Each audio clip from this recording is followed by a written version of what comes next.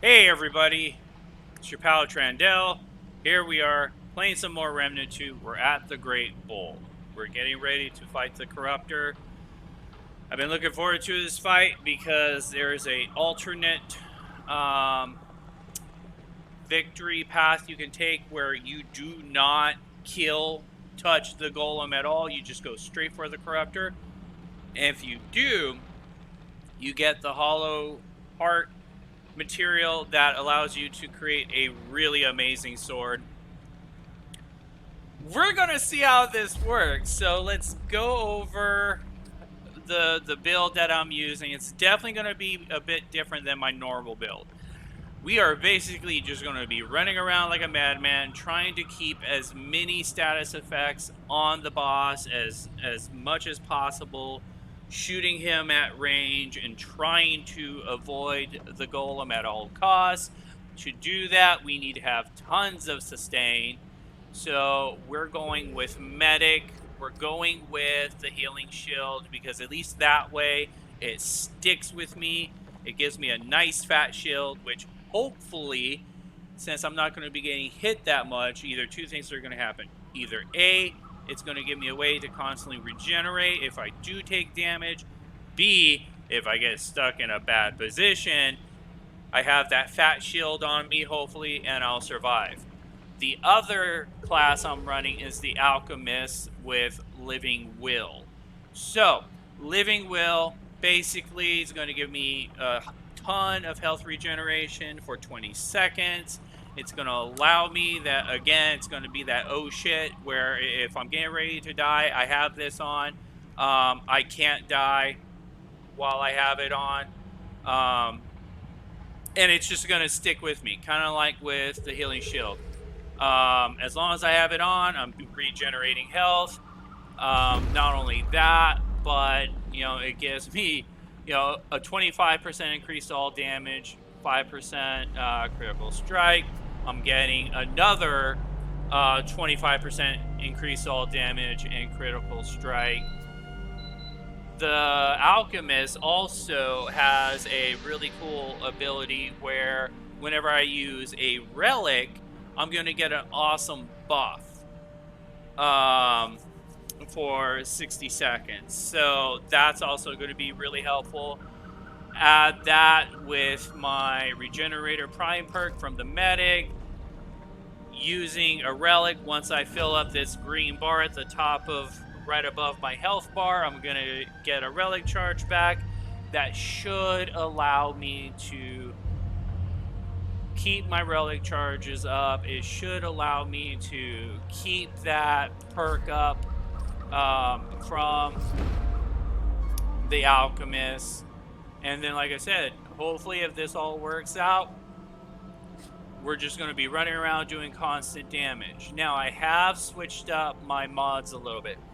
I got Hotshot on the Chicago typewriter. Just fire damage. That's literally the whole name of the game, and that reminds me I need to switch out my rings.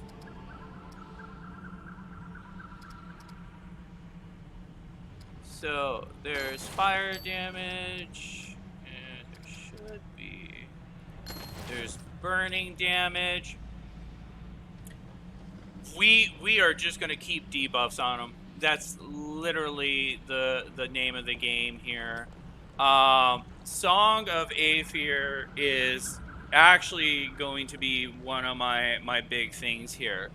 With the explosion damage that this does, which it does do explosion damage, that should proc the detonation trigger, which should keep the elemental damage coming, which means I'll be able to keep this up and running, and more importantly, I will also be able to keep the Hotshot up and running too. So it's definitely going to be interesting, that's for sure. So that's it. I did also switch out to the pulsing heart. The crystal heart is amazing, except for the fact that since we are going to be running around between the three platforms, I don't want to be slowed at any point in time. At least with this, it's just going to give me that constant pulsating heal for 15 seconds. I also got the elemental damage on here. I got the healing effectives and the mod damage. So hopefully this should work. But I mean, we're getting ready to find out. So let's. Oh my God, let's do this. All right. Hey everybody, it's your pal Trandell, doing a quick little edit and update. I realized when I was making the original video that I didn't talk about the traits, and of course the traits are super important.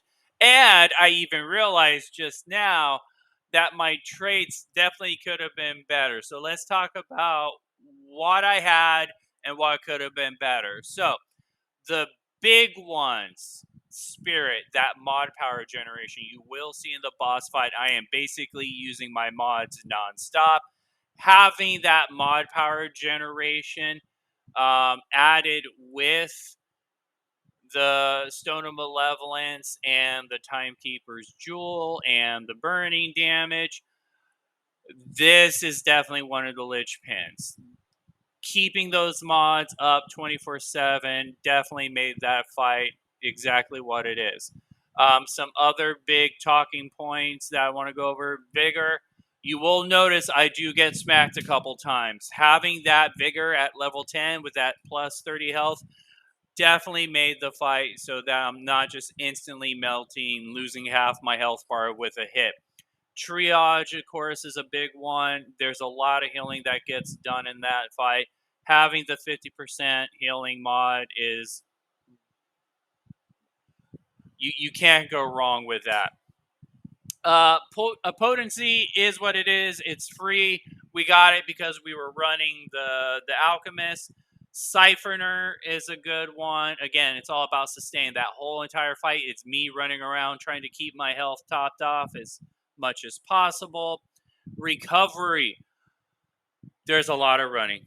Recovery definitely made that possible. Now, here's some areas, and Barkskin. Barkskin, the 10% damage reduction, you're going to get hit most likely. That helps. Now, here's some areas where I just realized as I was making this video where I could have definitely went better. I did not have any summons that fight. And I totally didn't think about Blood Bond. This is basically wasted, and Rugged is basically wasted. These two skills could have definitely been used elsewhere. Topping off Fortify would have been a good spot. Topping off Expertise to get that that skill cooldown would also have been really good. Another one that might have worked up really well would have been Endurance again for the running, or even regrowth, anything to keep the health topped off. So definitely I would say probably 4 to 5 top off, and then maybe Expertise or Endurance, one of those two. So anyways, wanted to get this out there real fast because like I said, I realized I didn't talk about the traits. Let's get back to the video. Let's do this. All right. Probably Song of Aether first, and that way too I can get the bleed on them.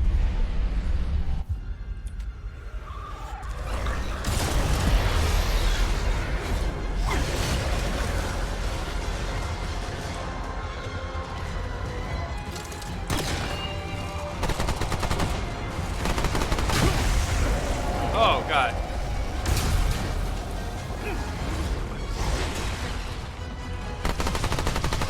Keep the bleed up.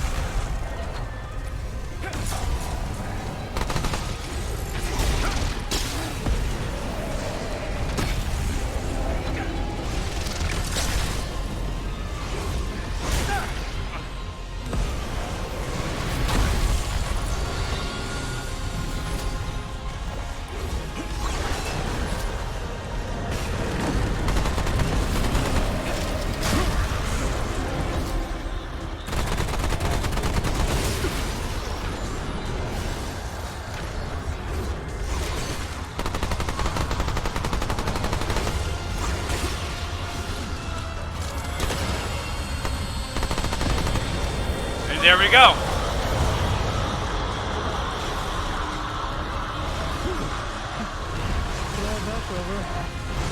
Yes, I'm glad that is over.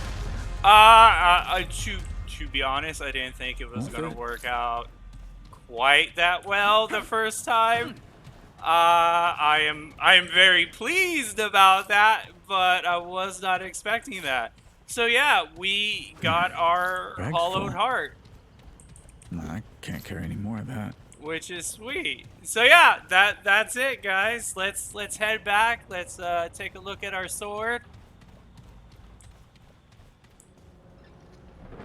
And here we are. We got our Stonebreaker. I hope the video helped. I know when I was looking at videos, most of them were super short. They had 0 details almost, or the details were very vague. I wanted to give people an idea of a build they can use, some mods they can use. Inspiration. That's what most of my content is always about.